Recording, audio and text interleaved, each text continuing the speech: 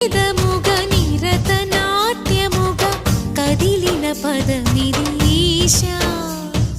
శివని వేదనగా అవని వేదనగా పలికెను పదము పరేశా నీలకంఠరా చాలి పొందరా కరుణతో ననుగనరా నీలకంఠరా శైలమందిరా మొరవిని బదులిడరా నగజా మనోజ జగదీశ్వరా బాలేందు శేఖరా శంకరా భరత వేదముగ నిరత నాట్యముగ